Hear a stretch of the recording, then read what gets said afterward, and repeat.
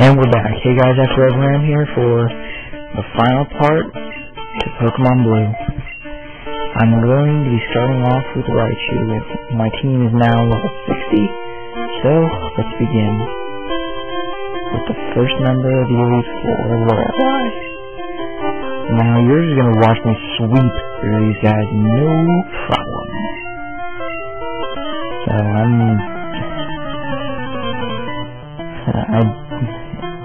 I don't know. Anyway, so these aren't really tough fights if you know what to expect. Luckily for me, I do.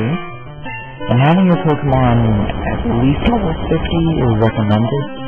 I over-leveled just for you guys, even though I could have taken them easily at level 50. No problem. 55 would have managed. Would have just got 60. I'm gonna sweep through this whole game at level 60. Not a problem. So here's Lorelei. She's an Ice-type user. Now, a lot of the Ice types in this game also have Water-type characteristics. So it's pretty easy. And right there I was looking for, trying to remember what Cloyster was, and I'm pretty sure Cloyster is part Water-type, and yeah, it is. There's only one member of our team, however, that is not a water type, and electric won't be super effective. But I do have a Pokemon that can take it out. Easy. Nothing. But anyway, here we are. Jinx. Jinx is the only member of her team that is an Ice type. Ice type, Psychic type. Yeah. The Nidoking's Rock Slide should handle this perfectly. If it doesn't miss. He can handle a punch. Look at that. Anyway, I'll heal off screen in between the battles for you guys. You don't want to watch with me. I mean, it's only a few seconds, but I'm just lazy. So, anyway, Lapras is the last member of her team. Sorry. Not hard of a fight at all, let me tell you. Like I said, if you know what Pokemon to use, you'll be fine. Raichu, Electric and Rock types are recommended for this fight. Rock for Jinx, the water characteristics of the other four. You can use Electric. Not hard to fight. And now, for the second member of the Elite Four. Bruno, I healed. Anyway, I healed and switched my Nidoking in front. So, because he is a fighting type, but he is an Onix. He has two Onixes. So Nidoking's Earthquake will do a number on his other one. Pretty good. Even though he is a fighting type. But again, there aren't many fighting types in this. I mean, that's what's so great about this game. It's so simple. But yeah, here's the first one, Hitmonchan. That's where I bring in Haunter. Sweep through the rest of the team with Psychic. Pretty simple fight. Not hard at all.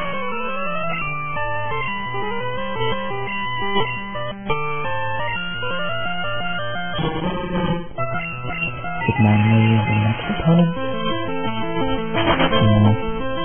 Again, I'm just sweeping through the Elite Four, and it's not really that tough. I mean, leveling up your Pokemon really helps if you want to get through the game quickly, so that's why it's a pretty good speed. Yeah, this is probably a really good speed running game. See, here's the second battle. Earthquake will do a number here.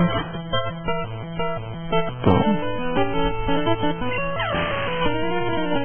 Not hard. If you really pick the right Pokemon, you'll be fine. And Machamp is the last Pokemon. This is probably the only way you'll see a Machamp unless you trade him a Choke. Well, if you Psychic, completely wipe him out. Level 60 is probably the... I I know normally bring Pokemon up to this level, unless I'm messing around. But, whatever. Okay. Here's the third member of the Elite Four. We have Haunter up front. Here is Agatha, the ghost type. Now, there's only a few ghost types, but, you know, technically, she's more of a poison type, because all of her team's poison, so if you have a psychic type, this is also a real godsend for this gym. I mean, not gym, for this member of the Elite Four. But, mainly she's 2 Gengar, a Haunter, Arbok, and Golbat, so I can just sweep through that, and it's psychic. Not a big deal. Not a challenge, all you gotta do is have one Pokemon that has the move you need for the first 4, and you'll be fine. I think this is one where you only need one Pokemon. All you need is a Psychic type for this one. For Bruno and Lorelei, you need Psychic. For Bruno, you need Psychic and Ground. For Lorelei, you need Electric and Rock. I mean, you could also use Fighting on the Rock types. I don't know about that in this game. Anyway. So, we'll Haunter really level. So I'll use them so much. There's Arbok. Not tough. Really isn't, I should say.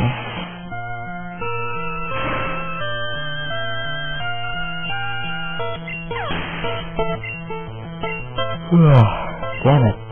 Can't stop yawning in these videos. And here's her final Pokemon, another Haunter. I mean, Gengar, level 60. Now, Haunter is a beast. See, that's one of the good things about Haunter. You can't get poisoned, and getting poisoned is probably one of the worst status problems ever. It really is. Agatha is done. Not too much trouble there. Whew.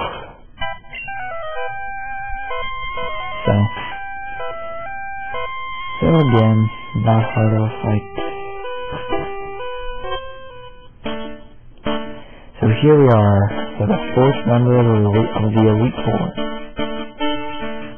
Now, this is also not hard of a fight, I must say. I need Raichu to be in the front, however.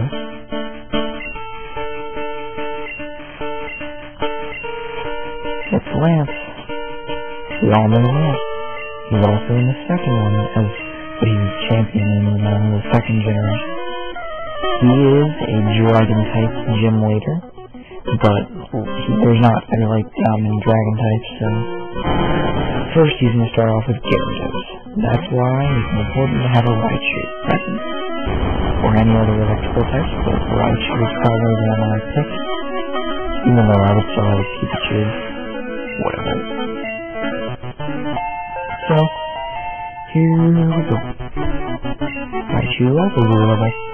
And now the rest of the Pokemon is going to be 2 Dragonairs and a Dragonite, so this is where I have my Lapras. Well, no, he has 2 Dragonairs, Dragonite, and Aerodactyl.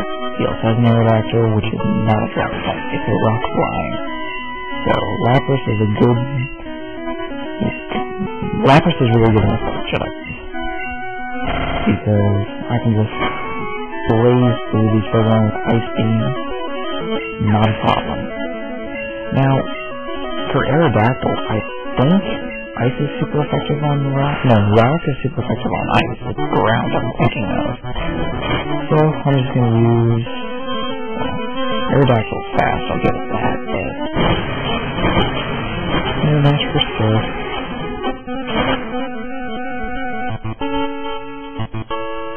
Not hard. I'm just sweeping through his team like it's nothing. And last but not least, Dragonite. Now, during the proceedings of this, I could have used my Dragonite, but Lapras is an ice water type, so it's better to go with the same type of attack Lance here. So, there, I beat Lance.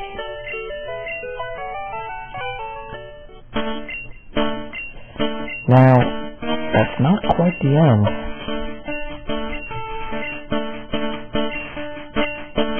You have to fight the real champ. You have to fight your trainer. Your rival. Shut up.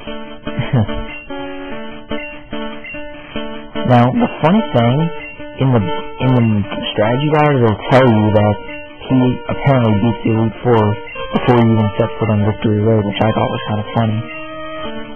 So anyway, it's not, now, his team's gonna vary depending on what Pokemon you pick. So, since I picked Squirtle as my starter, he's gonna have Pidgeot, Gyarados, Arcanine, Venusaur, Alakazam. Damn it, give me a second. Now he's really gonna have Pidgeot. No wait, I can't remember what Pokemon he's really gonna have. Damn. I was gonna send that out to him, baby. Now this is one of the things where it's like, it'll vary, you know, you can just use all sorts of Pokemon. I'm just gonna go with Snorlax for Alakazam, because Snorlax can take the most damage, having the most health, is the best wall of my team. Reflect would do good, except you only get a little bit of HP left.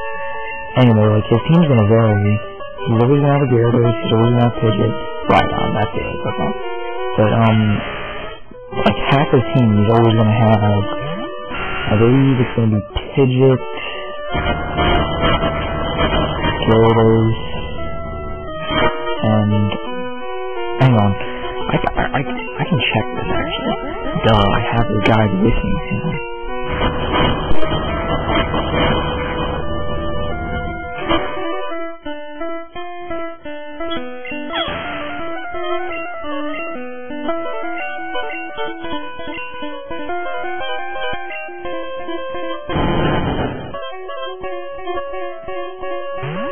Okay, here's the guide. Let's see. Okay, the first half of the team is always going to be Pidgeot, Alakazam, and Rhydon. Now, if you pick Squirtle, if your starter is Squirtle, you're going to be Gyarados, Arcanine, and Venusaur. If you pick Charmander, he's going to have Arcanine, Execute, and Blastoise. If you picked Bulbasaur, he's going to have Execute, Gyarados, and Charizard. Now, yeah, it's not that good. Now, Arcanine is pretty fast, but it shouldn't be much of a problem because Lapras will be just fine, as you can see there, and, you know, what else can this? Because get my guide, this game kept running, so, Venusaur. Here we are. Here's the last Pokemon, and it's going to be really easy with Haunter. Now see, if you really level up your Pokemon and at least to a certain degree, you'll do just fine, as long as the Pokemon you have will do good in whatever challenge you're going to face. That's why I don't like to overlevel my Pokemon. This is a different case, because, you know, it's an LP and I want it to be a sure thing that I win. I didn't really have many losses, but you know, there were definitely some failures, and I have to take those into consideration when I win this over. Yeah. So, anyway. So, this is pretty much the end of the game. There's only a few things left to do, and I will be doing those things in like a bonus episode of sorts, and it's not that much, so pretty, that will go up in, I don't know, whether or not I choose to upload it the same day as this is beyond me. I mean, I could definitely do it, it just takes a little bit of work here, so Professor Oak will take you back here into this room. Now, this room is the Pokemon Hall of Fame. You go here every time now you can come back and challenge the can come back and challenge the Elite Four again, but Gary will still be there as the Pokemon champion, allegedly. It's like, each time you go through, it's still the same people, you know, you can still battle them for experience, level them up, you know, all that jazz, and anyway, so yeah, and Gary will still talk to you like you haven't become the Elite Four champion yet, and I thought that was kind of funny, you know, so, but anyway, here, it'll show you, through this game, it'll show you, each of your Pokemon, their stat, like what type they are, what level they are, their name, if you gave them a nickname or not, I do believe, and